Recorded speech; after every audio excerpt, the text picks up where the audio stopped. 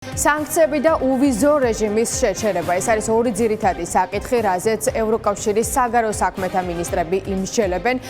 საუბარია სანქციებზე და საუბარია uvizო რეჟიმის შეჩერებაზე კონკრეტულად იმ პირებისთვის, რომლებიც ფლობენ საქართველოში დიპლომატიურ პასპორტებს და რა თქმა უნდა სანქციები მიემართება არა ხალხს, არა ქართულ ხალხს, არამედ უშუალოდ ივანიშვილის პრორუსი რეჟიმის წარმომადგენლებს. ძალიან ხაზგასმით და მკაფიოდ ევროკავშირის ლიდერები ამბობენ, რომ მათ არ უნდათ ქართველი ხალხის დასჯა, თუმცა ამბობენ, რომ ის რაც საქართველოში ხდება, დემოკრატიული სახელმწიფოს არ შეესაბამება, შესაბამისად ევროკავშირი აუცილებლად გასცემს პასუხს საქართველოს მთავრობის ქმედებებს, რაც არის ადამიანის უფლებების მასიური დარღვევა და უმძიმესი რეპრესიები, რომელიც ხორციელდება არა მხოლოდ მშვიდობიანი მოქალაქეების, არამედ უშუალოდ ოპოზიციის წარმომადგენლების მიმართ. სულ ცოტა ხნის წინ პირველი კომენტარი გააკეთა კაია კალასმა, ევროკომისიის ვიცე-პრეზიდენტმა და უმაღლესმა წარმომადგენელმა, რომელიც პირველად უხელმძღვანელებს მინისტერიალს და მან პირდაპირ თქვა, რომ ორ საკითხს განიხილავენ, ეს არის სანქციები და uvizო რეჟიმის შეჩერება, დიპლომატიური პასპორტის მქონე პირებისთვის და სხვა საკითხი უბრალოდ არც კი განიხილება, რადგან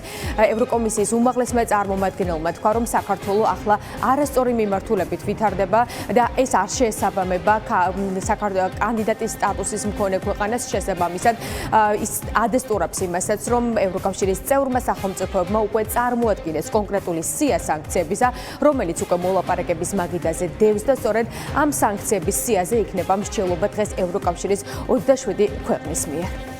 All the developments that we are seeing. საქართველოში მოვლენების სწორი მიმართულებით არ ვითარდება, ისე როგორც ეს ევროკავშირის კანდიდატის სტატუსის მქონე ქვეყანას შეეფერება. ჩვენ ვიმსჯელებთ, რა შედეგები შეიძლება მოყვეს საქართველოს მთავრობის მიერ გამოყენებულ რეპრესიებს ოპოზიციის წინააღმდეგ და იმ მექანიზმებს, რომელსაც ისინი იყენებენ. რა შეგვიძლია გავაკეთოთ ევროკავშირის მხრიდან. ერთი საკითხია, რა თქმა უნდა, სანქციები. მეორე uvizო რეჟიმის შეზღუდვა. ჩვენ ვიმსჯელებთ ამ საკითხზე. ჩვენ ვართ 27 დემოკრატიული სახელმწიფოს გაერთიანება, ამიტომ ამას დრო სჭირდება, მაგრამ ჩვენ წარმოვადგინეთ ადამიანების სია სანქციებისა, რომლებიც იყენებენ ძალას და ძალადობრივ ქმედებებს ოპოზიციისა და სამოქალაქო საზოგადოების წინააღმდეგ. ასევე წარმოვადგინეთ uvizო რეჟიმის საკითხიც. ბევრი სახელმწიფოს სურვილია, რომ ევროკომისია ამ წინადადებით წარსდგეს. სანქციების სია უკვე შემოგვთავაზეს. დღეს სწორედ ამ სიაზე ვიმსჯელებთ. საჭიროა ყველა ქვეყნის თანხმობა. რაც შეეხება საპრეზიდენტო არჩევნებს, პრეზიდენტი 29 დეკემბრამდე რჩება, ამიტომ იქამდე ბევრი კარგი რამ შეიძლება მოხდეს. 29th of December and a lot could happen in between.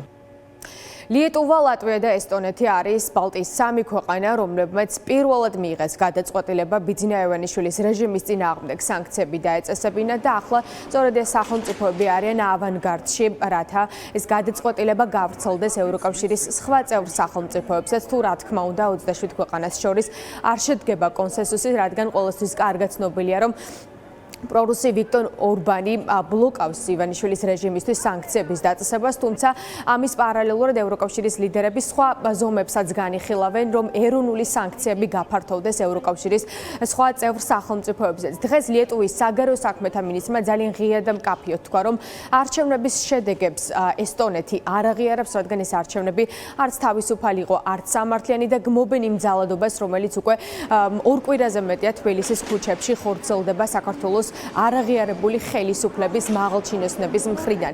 ამ წევრმა სახელმწიფოებმა ბალტიის ქვეყნებმა უკვე გამოსცეს სანქციების სია და ეს სია სულ უფრო მეტად ფართოვდება. ამ სიაში არის არა მხოლოდ პრემიერ-მინისტრი, არამედ ხელისუფლების სხვა მაღალჩინოსნების სუსის უფროსი და ასე შემდეგ. სწორედ ამ სანქციების ეს სია წარმოადგინეს მოლაპარაკების მაგიდაზე ბალტიისპირეთის ქვეყნებმა და სწორედ ამ სიაზე იმსჯელებენ დღეს ევროკავშირის ლიდერები, თუმცა ეს არ არის ერთადერთი განსახილველი საკითხი. დღეს ლიეტუვის საგარეო საქმეთა მინისტრმა დაადასტურა ისიც, რომ კიდევ ერთი მნიშვნელოვანი სამსჯელო საკითხი იქნება საქართველოს ევროკავშირის შორის ასოცირების ხელშეკრულებით ნაკისრი მოლაპარაკებები და ფინანსური დახმარების შეჩერების საკითხი.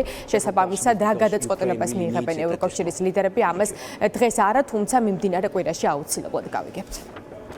We see what's going on the Tbilisi streets. ჩვენ იმედი გვაქვს, რომ ზომებზე შევთანხმდებით და ოპტიმისტურად ვართ განწყობილები. ჩვენ ვხედავთ რა ხდება თბილისის ქუჩებში, როდესაც ოპოზიციის ლიდერებს აკავებენ და ძალადობას მიმართავენ დემონსტრანტების წინააღმდეგ. ჩვენ კი ამას ვერც იგნორირებას გავუკეთებთ და ვერც შევეგუებით.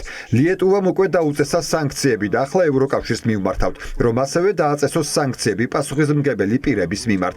მეორე საკითხია უვიზო რეჟიმი. ჩვენ უნდა შევუზღუდოთ ის დიპლომატიური პასპორტების მფლობელებს და გავგზავნოთ სიგნალი, რომ შესაძლოა ეს შეზღუდვა მომავალში გაფართოვდეს. მესამე საკითხია ტექნიკური და პოლიტიკური დისკუსია საქართველოსთან ევროკავშირის საქართველოს ასოცირების შეთანხმების ფარგლებში და სამთავრობო ინსტიტუტებთან ინსტიტუციური მოლაპარაკებების შეჩერება და ფინანსური დახმარების შეჩერება. მეორე მხრივ ჩვენ უნდა გავუგზავნოთ ძლიერი სიგნალი სამოქალაქო საზოგადოებას, რომ ჩვენ ქართველი ხალხის მხარეს ვართ. Europe is with you, Europe needs you. Estonia put as well extra 14. ესტონეთმა დამატებით მაღალი თანამდებობის მქონე 14 პირი ჩასვა სანქციების სიაში. მათ შორის პრემიერ-მინისტრი. იმედი მაქვს, რომ დღეს იმ დონემდე მივაღწევთ, რომ სანქციებს დავუწესებთ დიპლომატიური პასპორტის მქონე პირებს. დისკუსია შეიძლება უფრო დიდხანს გაგრძელდეს, რადგან ის რაც საქართველოში ხდება, შეგვიძლია ვთქვათ, რომ არ არის დემოკრატიული საზოგადოებისთვის დამახასიათებელი. ძალადობა ადამიანის უფლებების წინააღმდეგ, კრიმინალური ქმედებები, როგორც ადრე ვთქვი, მე არ ვცნობ არჩევნების შედეგებს, რადგან არჩევნები არ იყო გამჭირვალე, პატიოსანი და დემოკრატიული. ამიტომ მოხარული ვარ, რომ ამაზე ვიმსჯელებთ. ასევე ჩვენ გვაქვს სხვადასხვა მექანიზმები, რომელიც ევროკავშირს შეუძლია სამომავლოდ გამოიყენოს. თუ საქართველოს მთავრობის მაღალჩინოსნები არ შეცვლიან კურსს საკუთარი ხალხის წინააღმდეგ, მაშინ არსებობს ვიზა ლიბერალიზაციის შეჩერების შესაძლებლობა სამომავლოდ. ქართველმა ხალხმა უნდა გაიგოს, რომ ჩვენ მათთან ვართ, მაგრამ საქართველოს მთავრობამ უნდა გაიგოს, რომ მათ ქმედებებს შედეგები მოყვება. ჩვენ შეთანხმება დავდეთ საქართველოს მთავრობასთან. ჩვენი მხრიდან შევასრულეთ ყველაფერი, მაგრამ მთავრობამ მოატყუა საკუთარი ხალხი და ჩვენც. You have seen Georgian people. თქვენ ნახეთ, რომ ქართველი ხალხი მტკიცედ დგას ევროპული მომავლის დასაცავად, რასაც ვერ ვიტყვით მთავრობის მაღალჩინოსნებზე. ამიტომ მათ შორის დიდი წყალგამყოფია. ამასთან ერთად ჩვენ ვნახეთ ადამიანის ფუნდამენტური უფლებების მასიური დარღვევა, რასაც ჩვენ ყველა მოვაწერეთ ხელი, გამოხატვის თავისუფლება და ასე შემდეგ. რამდენიმე ქართველი ოფიციალური პირი ეროვნული სანქციების სიაში ჩავსვით. მათ ლატვიაში არ მიესალმებიან. ასე რომ ჩვენ ვიმსჯელებთ ევროკავშირის დონეზე, გადაწყვეტილებებს მივიღებთ. ჩვენ ვიმედოვნებთ დიპლომატიური პასპორტის მქონე პირებისთვის მოგზაურობის აკრძალვის ან სხვა გადაწყვეტილებას. ჩვენი პოზიცია ძალიან მკაფიოა. ჩვენ ბალტიის ქვეყნებმა უკვე მივიღეთ გადაწყვეტილებები. კოლბახიძე, კალაძე, მდინარაძე, სუსის უფროსი, ქართული ოცნების სხვა ლიდერები, მაღალჩინოსნები, საქართველოს პარლამენტის წევრები, ყველა ახლა არიან ბალტიისპირეთის ქვეყნების სანქციების სიაში, მათ შორის მოსამართლეებით, თუმცა ეს სია შესაძლოა გაფართოვდეს მას შემდეგ, რაც ევროკავშირის 27 სახელმწიფოს საგარეო საქმეთა მინისტრის შემდეგ კი ლიდერები იმსჯელებენ, ვის უნდა დააკისრონ პასუხისმგებლობა საქართველოში განვითარებულ პროცესებთან დაკავშირებით. მსჯელობა ჯერჯერობით საქართველოს შესახებ არ დაწყებულა. საქართველოს არის რიგით მეორე უმნიშვნელოვანესი საკითხი, რაზეც იმსჯელებენ ევროკავშირის მინისტერიალზე. დღის ბოლოს კი უკვე ევროკომისიის ვიცე-პრეზიდენტი კაია კალასი გვეტყვის, შეჯერდნენ თუ არა რაიმე გადაწყვეტილებაზე ევროკავშირის საგარეო საქმეთა მინისტრები.